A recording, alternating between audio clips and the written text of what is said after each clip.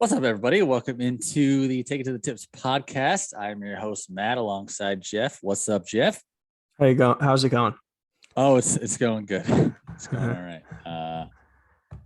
So we're back. If you didn't tune into the first episode of the new season last week, go check that out. Just let everybody know what we're getting up to this season, where we've been, what we were doing, and all the progress for this that we're going to be working on this season.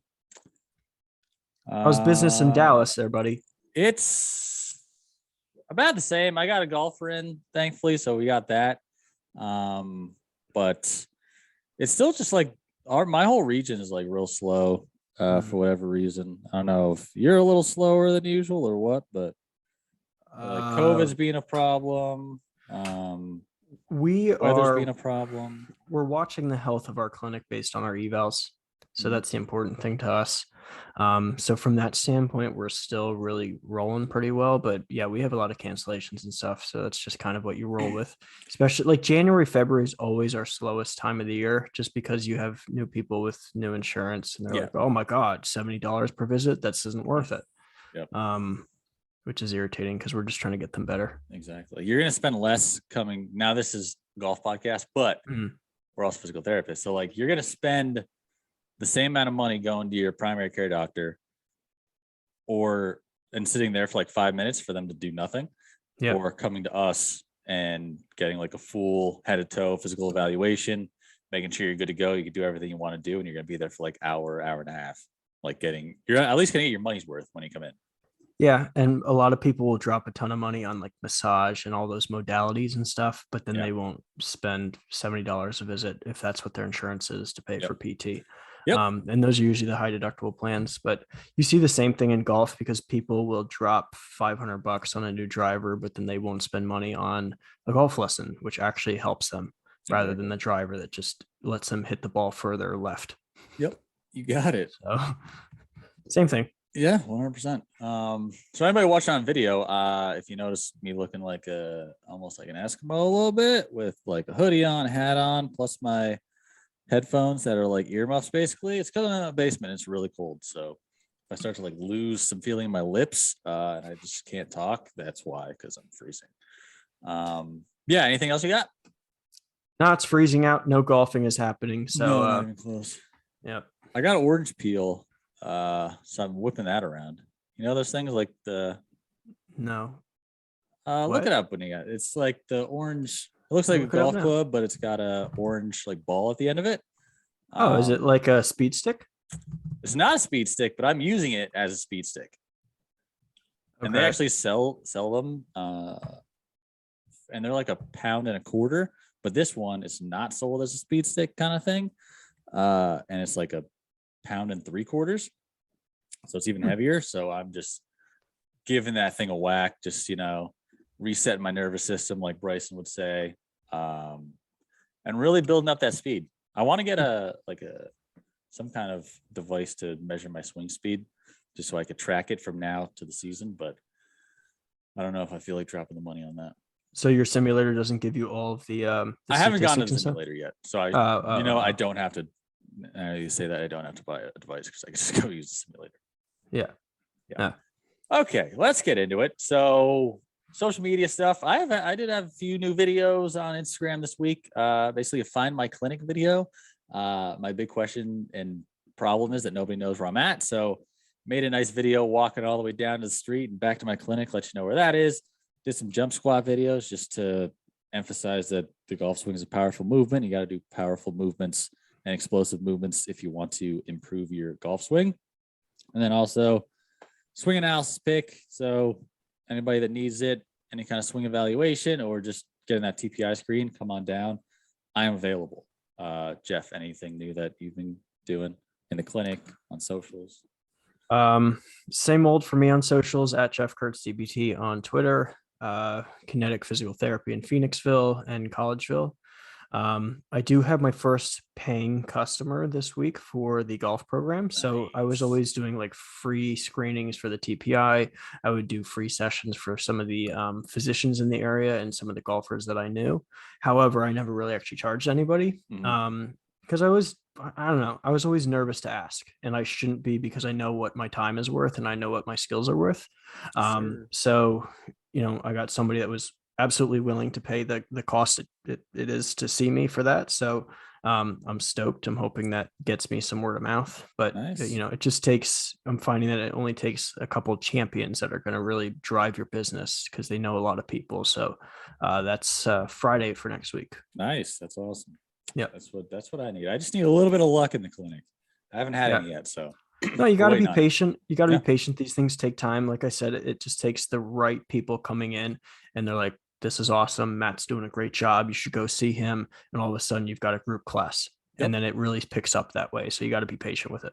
Absolutely. Yeah. So I am at Doc Marag's Golf everywhere, and I'm at NovaCare Rehab in Dallas, Pennsylvania. So let's get into it. Today we're going to talk about the thing that I talked about getting for a whole year. So TPI, Titleist Performance Institute certification. Both Jeff and myself, we are TPI level 1 certified and TPI level 2 medical certified. Anything you got off the top before we dive into a little bit? Was it worth the wait? Heck yeah, it's great. It's giving me everything that I think that I was really lacking. Like we were saying, I think on the intro pod, as therapists, you always know you don't know everything, but until you are presented with information like that, you kind of realize how much you don't know. And granted, we know a lot. Like, can I treat these golfers? Absolutely, without it, but it's such a better knowledge base, and you could do so much more for your patients with that certification. Remind me later. I have a bit of a story to tell you about an eval I had today, but we'll talk about that later. Sure. It's doc talk, but it'll be part of the not doc talk segment. Yeah, hippie. Yes. All right, so let's get into it. So there's multiple different segments that TPI really emphasizes, and their first one is really the overarching theme is this mind-body connection. So when we're talking about the mind-body connection, they're really discussing the efficiency of the swing, and their motto is, there's an infinite number of ways to swing a club, but there's really only one optimal and efficient way for each golfer individually to swing.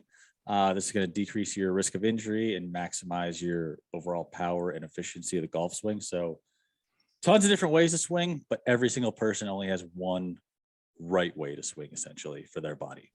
Yeah. And it's completely dependent on what their body is going to allow them to do. So, looking at a golfer, a professional golfer, you see so many different swings on the pro tour. And you get so many people that are like, I want to look like Dustin Johnson, who's one of my favorite swings on tour. However, Dustin Johnson's got a body type that might not fit somebody else's body type. So you can't just look at somebody's swing and say, that's how I want to swing. So all these YouTube videos that you see, you can't say, let me just do that, because your body might not allow you to do that. Now, you might do stuff that's going to compensate. You can get close to that swing, but like you said, maybe you are increasing your risk of injury because you're completely just putting your low back in a risky position, because you're just trying to rotate as much as you can, and that's not the best swing for you. So I love that sentiment that TPI gives you, is like, don't try to fit somebody else's mold of a perfect swing. Your perfect swing is what your body's going to do. If you want a better swing, then you've got to start with your body first. Yeah, exactly. And going off some of those points, like when I was first getting more directly into golf, I was like, I want to swing like Rory McIlroy. Like, that's such a beautiful swing. I'm going to do that. And then just going into it and comparing, it's like, I can't freaking do this. Like, it's possible. I don't have any of the mobility that he has, like, especially in like wrists, shoulders, lower body, just the way he's able to totally rotate that pelvis. And I just can't do it. I can't get my club back parallel to the ground. My shoulders won't let me do it. Mostly my shoulders. Like I talk about all the time, but that doesn't mean you can't be a successful golfer. Exactly. Yeah. You've just got to find the swing that works for you. Maybe you have to compensate a little bit more at the wrists, because you can't get the, like, if you really want to get that club shaft parallel to the ground and your shoulders won't allow you to do it, maybe you need to do a little bit more wrist action up at the top. We're going to go into the whole swing faults later, but we always talk about how it's not a swing fault, it's a swing characteristic. So there's a lot of successful pro golfers that have swing characteristics that TPI might say, yeah, this is a characteristic and you can call it something, but that doesn't mean it's a problem to have those things. So, that's an important distinction to make, that it's not a swing fault, it's just a characteristic. Yep. And yeah, this whole optimal and efficient swing, that's a lot of what we're going to do in physical therapy anyway. So just talking about what I always talk about anymore, just rehabilitation, performance, and prevention. All of that is kind of encompassed in that one efficient way to swing a golf club. And we're going to help whoever comes in, whether you are truly injured, whether you're trying to improve or you're trying to prevent worsening injury or future injury down the road. We're going to take a look at all of those, see how your swing's working for you, see if there's areas that we can improve upon to decrease those risks and keep you golfing all summer, all winter, if you're in a nice spot, and however long you want to play for your life. Yeah. And we equate this a lot to like our day-to-day activities. So you and I see people that squat, or they have to do sit to stand, or they have to have a walking gait, right? Everybody doesn't have the same gait in the world. Obviously, you and I have an idea of what a perfect gait is, but somebody that comes into the clinic and maybe lacks a lot of dorsiflexion or ankle bend, or they don't have a ton of knee bend, they can still have a successful sit to stand. They can still have a successful walking gait. It might not be the idea of perfect, but for them, it's perfect because that's all their body will allow them to do. Yeah. So it's the same concept when it comes to golf. Sometimes there's certain things that we can do to improve impairments. We can improve thoracic mobility, or you can improve your lat flexibility, or you have to decide that this thing is not improving for one reason or another. And now you have to talk about compensations during walking and during the golf swing. Yeah, absolutely. And speaking of like gait cycle, gait sequence, and we saw a lot of those graphs, but we saw a lot in the TPI experience, TPI certification process is that kinematic sequence. So we'll dive into that a little bit next. So the key to really developing this efficient swing is having proper sequencing. So like I said, through the TPI certification, we learned kind of those optimal movement patterns, the desired ranges, what the swing sequence should look like. So for the most part, like you're going to get some problems potentially going all the way through. So your takeaway into the backswing, but I think the backswing down is really where it matters the most. And that's where, and the downswing swing really is where this whole kinematic sequence is initiated. So the whole firing sequence that it's supposed to be from the top of the backswing to impact is your pelvis should start firing, then your thorax, so your trunk, then the lead, shoulder, and then finishing up with your shaft and club. So looking through, like, I don't have K-vest in my clinic. I assume you don't have that either. No. But all of the research that they do and all of this is extensively studied. Those are the sequences that it should be. So pelvis, thorax, lead, shoulder, club, wrist, hand, whatever. It's all going to be the same. So that's really what we want to see through that kinematic sequence and through those ranges. And that's really going to help you with the most optimal golf swing, like we've been talking about. Yeah, and that's when we're talking about an efficient swing. So I like the analogy that TPI uses. They basically have you imagine that there's 4 runners, right? And rather than having them all take off at the same time, what if the first runner runs and then he catches up to the next one and gives the next one a push? And then that second guy runs and catches up to the third one, gives him a push. And then the third one catches up, gives the fourth guy a push. That's essentially what your body does if your pelvis starts to fire.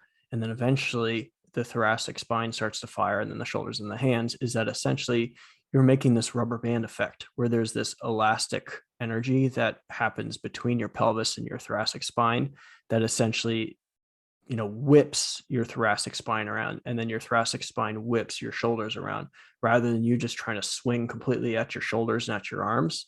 What if we actually got your pelvis and the thoracic spine to create this rubber band and then flung everything at once? And that's what we talk about when we talk about the kinematic sequence. So for the most efficient swing, that's what we see on most golfers, is that sequence happens on the downswing. It's usually pretty easy for that sequence to happen on the takeaway. So usually the hands go, and then the shoulders go, and then the thoracic spine goes, and then the pelvis goes. That's fairly easy to do. It's not that skilled. The hard part is that transition from the takeaway to the downswing. And that's where people lose a lot of their efficiency. And that's where they don't have a very fast swing. And that's what Matt's referring to in the kinematic sequence is that's what we'd ideally like to see. Yeah. And a lot of people, they'll have trouble like disassociating different sequences, and they'll just move the whole thing as one unit. So their pelvis and their body is going to move the same way, and it's not really going to differentiate itself from one another. So you think about like Jeff's relay race kind of thing, you're going to get the pelvis and the thorax running at the same time. So you're not going to have that extra boost from one layer to the next runner to the next runner.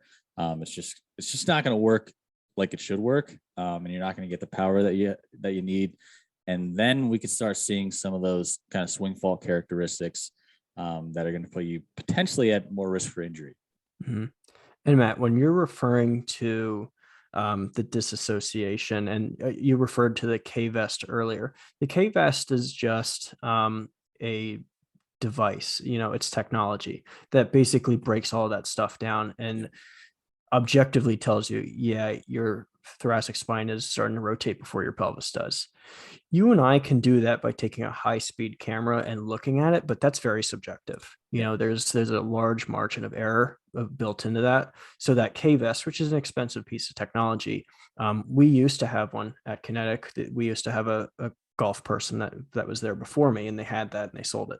And I don't know how much I would use it. Yeah. But that was an expensive piece of technology, but it shows you all of that for you. So the best way to get somebody to break that kinematic sequence down for you is to either have somebody look at it or find a K-vest somewhere. Yeah, definitely. And without it, like you said, it's a little bit more subjective. There's a little more potential error.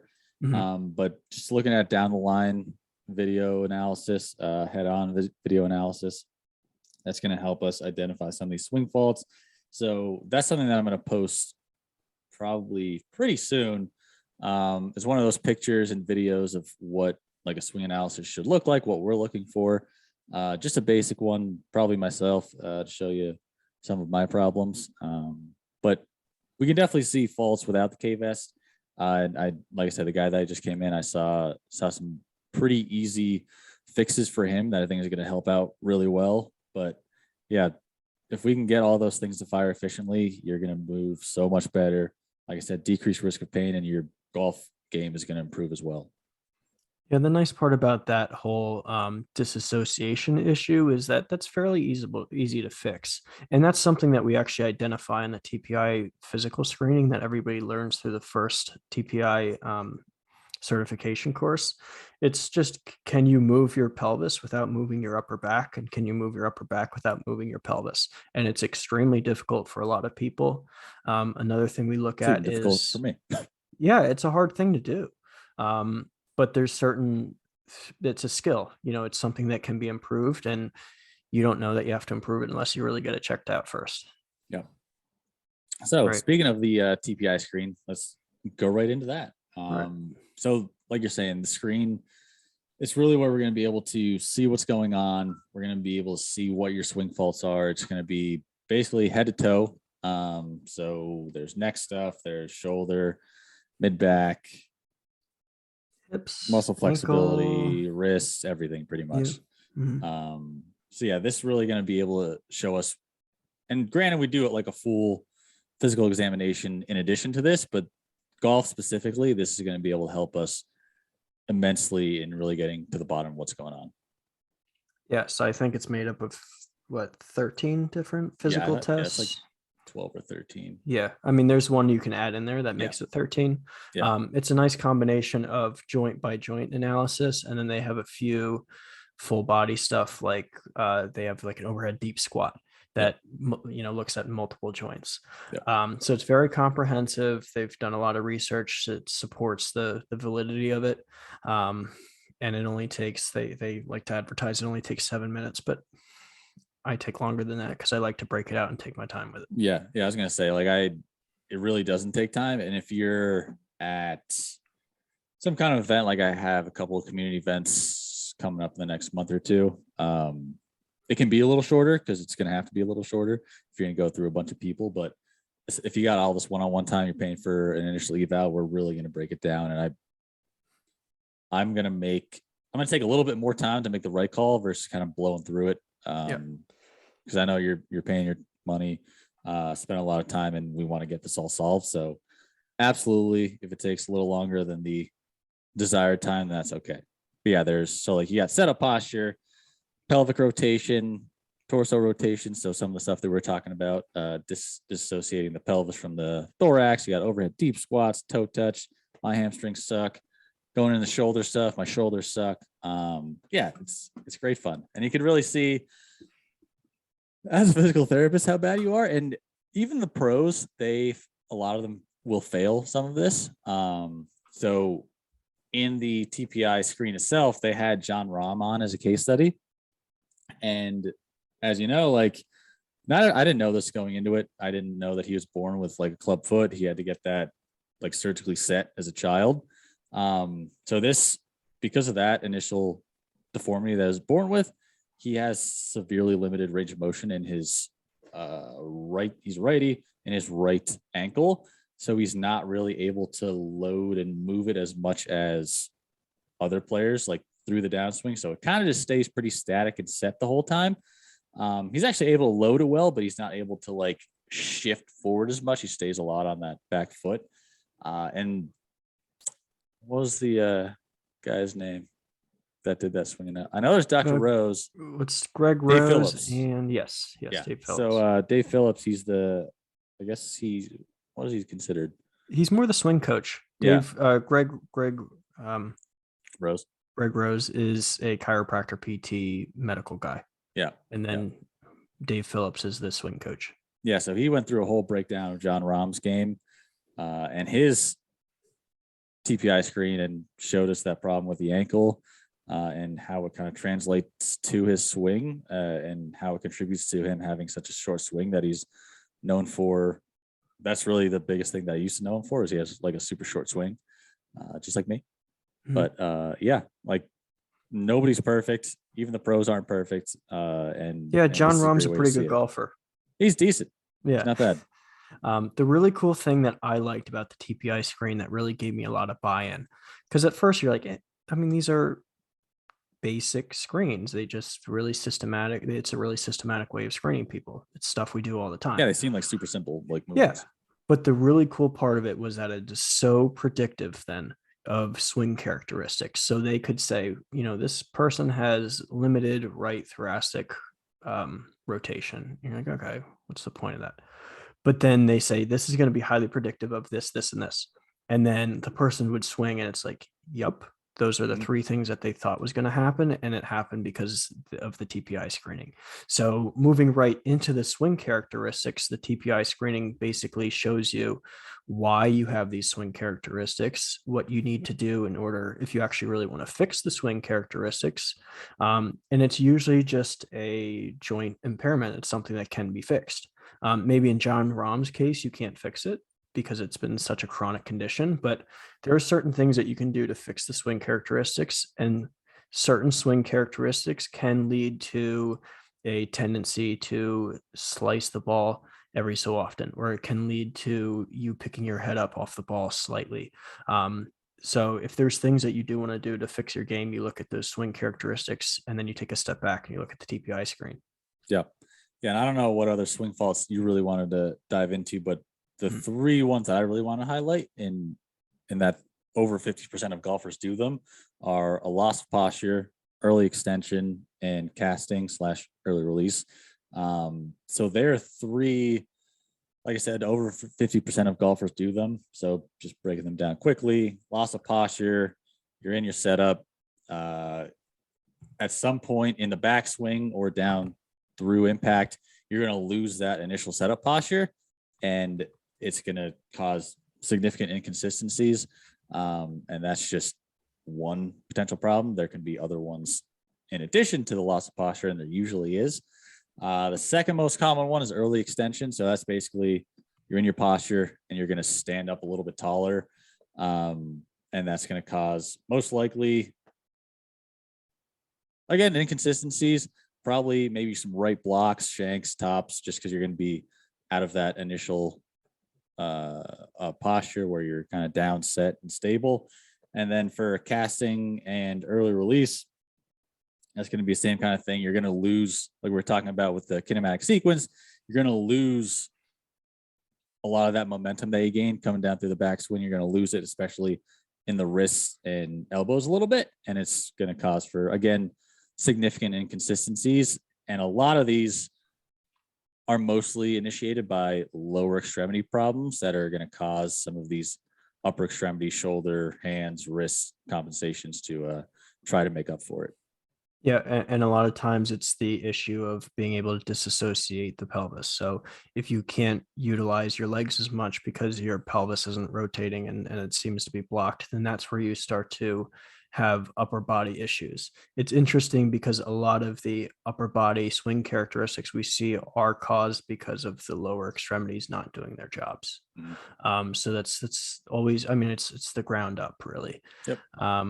The other one that I wanted to talk about was the reverse spine angle. And the reason I wanted to talk about it as a PT is because it's the number one indicator that somebody may develop lead low back pain.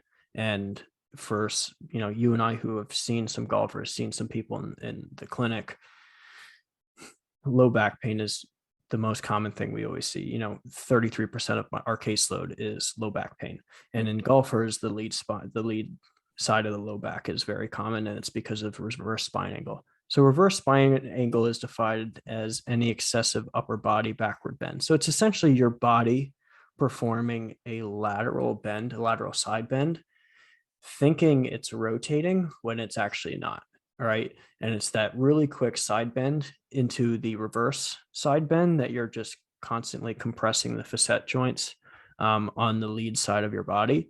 So it's basically your body can't rotate. So instead of rotating, I'm just going to side bend because it gets my arms further in the backswing and it gets my arms further in the follow through. And that's mostly caused just because of thoracic or hip immobility. Yeah. And so like you think about what I was talking about before with me trying to swing like Rory. It's like, okay, well, I can't get back that far, but if I really want to force it, I can. And I can go into something like a reverse spine angle. I'll get to the top and be like, all right, well, I have nothing left. I'm just going to turn my body a little bit more, try and get that. It's going to feel like I'm moving the club back more, and I am, but I'm putting myself in a compromised position, putting the back in a compromised position. So you have that lead side of the back. And then a lot of times just from whipping back around the other way, you're going to get it on the right side as well. So it's just, yeah, like I said, that's the number one cause of back pain in golfers is that reverse spine angle. And we want to keep you away from it. And that's something that's more relatively easily seen in the video swing analysis, even without the K-vest. And it's super detrimental to you staying on the course, really. Yeah. And one of the big things that Dr. Greg Rose talks about is that the low back pain is often not the reason that you have, or the low back is often not the reason you have low back pain. The low back is usually just kind of the scapegoat for the hips and the thoracic spine. So it's not the low back's fault that it's getting hurt. It's because of your lack of range of motion in the thoracic spine and the hips that the only joint behind those two things is the low back. So you're going to just overstress that joint because like you said, all you really want to do is achieve that big rotation. So in order to achieve that big rotation, it comes at a, you're basically hurting your low back to achieve that goal. Yeah. Right. Yeah. Yeah. The low back, like I said, is always a scapegoat. Everyone assumes that your back is like this weak piece of tissue paper on your body, but it's the strongest thing you really got. And it's not its fault that either your hips aren't mobile enough to rotate and get back there. It's not your back's fault that your T-spine isn't able to rotate and get you to the point that you need to be, or your shoulders suck. Hey, Matt, it's like I said, it's a scapegoat and it's always blamed for everything. But if you are really able to analyze what's going on, you're going to know that the back's not the problem and there's significant deficits around it that give you some of those problems. Yeah. The lumbar spine is not made to rotate. Yep. It's just not. So when you're playing a rotational sport and the thoracic spine doesn't rotate, so then you decide I'm going to rotate my lower back. That's not what it's built to do. So when you're doing that 300 times a week, you're putting that at a risk for injury. Yep, absolutely. And then just going into the benefits of having a TPI certified therapist like myself, like Jeff, is just exactly what we were talking about. We're able to find and see these characteristics through the TPI program, and let you know, hey, what's going on? What did we see through your TPI screen? What did we see on your video analysis? What were the predictive measures from the whole screen that we thought we'd see in the video analysis? And then what can we do to either help you work around these problems or kind of modify them to get you into a better place? And then also, so a lot of times, like, the big thing with us as like golf physical therapists with our TPI certification, pros and like teaching pros or anybody else that's in the golf industry, they incorrectly think that we're trying to like take their business. But what we're really trying to do is keep them getting their lessons, keeping them on the course, getting them back to these golf professionals, to be able to play golf as long as they want, to be able to put more money in your pocket to improve their golf game and to help you out in your career. Yeah, because it's a team that really makes the athlete these days. So a TPI certified golf coach that took the TPI class, the first class, knows a lot of these concepts. However, they go into their own thing and they teach you how to fix your swing. However, they don't really know how to fix somebody's thoracic spine mobility. And that's what you need the medical certified person to do, is to really fix those impairments. So, we're absolutely not trying to take their business. If anything, we're just trying to partner with them to, like you said, keep them on the course and make them a better golfer by improving the joint by joint issues. Yeah. As if we just take away that kind of dog eat dog mentality, let them know that we just want them on the course, playing golf, having fun. This all comes down to. Anything else you got on TPI? I mean, how much of this stuff did you know before you were TPI certified? Like, it's interesting because like you feel like you go through it and it all just like makes sense, but you don't have those connections to get to that point that they finally get you to. Like, you have everything, you have like all the pieces like laying on the floor, but they kind of help you put that puzzle together. So I think that's the biggest thing, is just giving you the tools to, like I said, put the puzzle together instead of just trying to figure it out. It's like trying to do the puzzle without the box. Yeah, exactly. Because you might figure it out eventually, but like, you have everything to connect those all those lessons and all those books that we read, or we were supposed to read. We have all that, but the TPI certification really took our base knowledge and connected it, and was, now we're able to apply those to our patients. So I thought it was an invaluable experience. Have you ever done any other continuing education courses to this point? In-person stuff? No, just in general, like continuing ed for PT.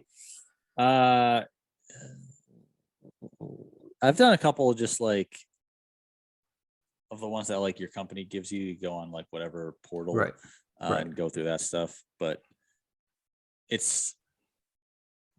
just don't think it's as interesting or involved. Granted, like, I love golf and I wanted to learn a lot more about this, but even stuff like I want to learn, whether it be concussions or soft tissue work, it's just not presented in a interesting way like I felt like this was. Right. Yeah. I'm going to really reconsider how I look at continued ed in the future. I don't want it to be something that I'm not exposed to yet. I want it to be something that gives me another thought process, or something I haven't really thought about. I'm looking forward to all the different opportunities you can do for continuing ed, but I think TPI really set the bar high for me. Yeah. So I'm worried that things might not meet up to that. I know, right? Yeah. Unfortunately. Yeah. It's not all going to be as good as TPI, I don't think. But yeah, anything else you got on TPI? Do you think you'll get the medical 3 at some point? Yeah, I'll probably get medical 3, and I think I'm going to do probably power 2 as well. Yeah. Cool. Yeah, that one's really applicable. Yeah, because I want to focus more on, like I talk about all the time, like that performance part too. So like I said, that's another one where I feel I was a personal trainer before. I feel like I have a pretty solid background in the performance area as well. But it's probably the same thing. I'm going to go through it, but like, hey, I know all this stuff, but then it's going to, again, put that puzzle together for me in a more of a, I guess more of a strength and conditioning aspect just to improve your golf game. Yeah. So the medical 2 certification was really about diagnosis of conditions. Whereas I think the medical 3 certification goes into fixing those issues. And like you said, we have a lot of the piece of the puzzle to fixing those issues, but I think that can really hone your skills. The problem with that one is I think you have to go to like Pasadena or somewhere in California. All the level 3 ones are only at their like headquarters. So yeah. Which would be a pretty solid trip. Yeah. Okay. So ready for some not doc talk? Let's do it. All right. So, I mean, you can imagine, and Jeff brought up some other topics that we're going to talk about in the future, but it's championship weekend. We're still talking about football. You're damn right. We're talking about football. So last weekend was fantastic. I don't know if you watched all those games, but it was just a great time. Fantastic time. I was doing family stuff, but every time I saw the score, I would like YouTube the highlights because I just had to see it. Yeah. It was bananas. Buffalo didn't deserve to lose that game, but they also did deserve to lose the game because they played it so stupidly. Oh yeah. Yeah. What do you think about people bitching about the overtime rules? Get over it. Yeah. I mean, them are the rules. You know, you don't need to change it just because you weren't happy with the outcome. If you really think that they need to reconsider it, then they'll reconsider it. But if they don't change it, like deal with it. There's a bunch of rules we don't agree with, but them are the rules. You just deal with it. Yeah. And I think the rules as they are fine. They modified it a couple of years ago to allow potentially both sides to get the ball in overtime. And so first of all, you can't stop them from getting a field goal in 13 seconds. That's on you. You can't stop them from just driving down the field in overtime. That's on you. Like touchdowns are, I think it's set up perfectly because touchdowns are a premium scoring. That's the best you can get. I mean, the Eagles have a hard enough time doing that. So, I mean, if you're a Super Bowl team, then stop them. Yeah, exactly. You talked about the Eagles. Jalen Hurts. I'm done. I'm done with the guy. Like I'm totally done. And what it comes down to is like he's not. So you look at the AFC or just the divisional round. He's not Tom Brady. He's not Aaron Rodgers. Not Josh Allen. Not Patrick Mahomes. Not Matthew Stafford. Not Joe Burrow. He's not Justin Herbert. So he's not a skilled passer. I mean, that's what it comes. So you look at the guys that were in the divisional round. He is not those guys, and he never will be any of those guys. So what's the point? You might as well dump all those first-round picks for whatever quarterback you think is the best of the best in this round or in this draft and just do it. It doesn't matter how good of a player you get on the defensive side of the ball or on offense. If your quarterback is not going to take you to the promised land, it doesn't matter how good your team is. So Jalen Hurts, sayonara. I'm done. Peace. You seem very emotional about this. I don't agree with everything. Done. I'm done. I don't agree with everything you said because I don't think there's a better option out there right now. There might be. Like I'd rather the unknown than the known of Jalen Hurts. Like who? Knowing that he's not any of those guys I listed. I don't even know any of. I know there's the guy. I know there's the guy from Pitt, right? Pickett. Guy from what was that? Matt Corral? Yeah. Okay, Corral down in at Ole Miss. But yeah, I'll take the unknown over what I know. Jalen Hurts is not going to be a generational quarterback. My problem is you have to give up 3 first-round draft picks to get that guy. Do not. I care. do. But it's because, like I said, you can draft great players, and you're not going to win the Super Bowl without a quarterback. Now, if 49ers win a Super Bowl, then I'll be proven wrong. But I don't think they're going to because Jimmy G's trash can. Yeah, I hope they don't even make the Super Bowl because that'll be one of those ones where it's like I don't even want to watch because the style that they play is so freaking boring. I don't want to watch that. They played the Chiefs. They played the Chiefs a couple of years ago, right? Yeah. Yeah, they got pounded, right? Yeah. Yeah. Isn't that when they had Kaepernick? No. No, wait. Who did the Chiefs? That was Jimmy G. Yeah, Jimmy G. Lost. Who did they play? It was the Chiefs, right? I think so. Yeah, I think so too. Yeah. Yeah, and it wasn't a good game from what I recall. No, it wasn't. Okay. It's terrible. Jimmy G, get out. Jalen Hurts, get out. Yeah. Would you? Anything else? Would you take Jimmy G? Would I take Jimmy G as a quarterback? As just like a bridge quarterback? No. You don't want a bridge quarterback. Leave Jalen Hurts. So you want like a Jalen Hurts is a bridge quarterback. That's what he is. All right. Yeah, exactly. And he's a guy that's going to get you to he's going to get you to fight for the playoffs every year. Maybe like if that's what you want to go to the wild card round, maybe get to the divisional round. Who knows? But you're not getting past that with Jalen Hurts. Yeah. Who you got this week? Probably Chiefs Rams. I know it's chalk, but that's what I expect. I would like it to be Bengals. Rams. Yeah. Not 49ers. And one of my best friends is a 49ers fan, but I don't want to see their football team in the Super Bowl. So really anybody on the AFC side, I'd prefer to see the Bengals. That'd be more fun, but give me somebody versus the Rams. That's how I feel. Yeah. Yeah. I'd like to see Stafford win one. That'd be cool. I would too. Yeah. For him. All of his torment in Detroit. Yeah, I'd like to see Calvin Johnson come back for the Super Bowl. for the Super Bowl. That would be awesome. I love Megatron. Oh my God, you'll see fun. All right. So any more football talk? No, but I have to tell you about the eval I had today. Oh, sure. So I had this eval show up on my schedule. I okayed it. I heard about it beforehand. It was a pelvic floor. I thought, let me I'm going to screen it. Like we have a pelvic floor therapist 10 miles away. So I could refer him. It was a male pelvic floor. I could refer him to our female PT if I needed to. But I thought I'll screen it. I'll see if it's the low back. If not, I'll refer out. No, it was straight up pelvic floor.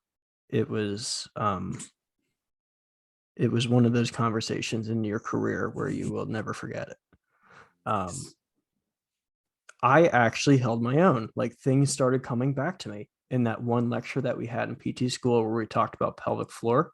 I treated it as another muscle strain because that's essentially what it was. Yep. I'm not going to talk about again how the muscle strain occurred, but I held my own and I double checked I consulted my colleague and she said, yeah, you did everything perfectly. That's exactly what I would have done. So it was a very interesting eval. Pelvic floor specialist Jeff Kurtz right here. Yeah, come see me here first. Come see me. Yeah, I feel like that's how it always happens with like those interesting evals that you get.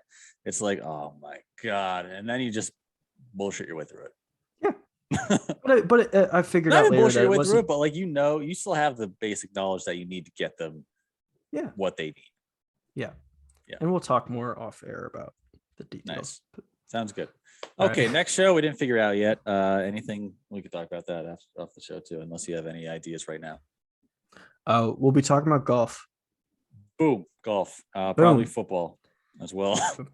We'll probably recap the Super Bowl. It'll probably be right before the Super Bowl. Yeah, so not next week.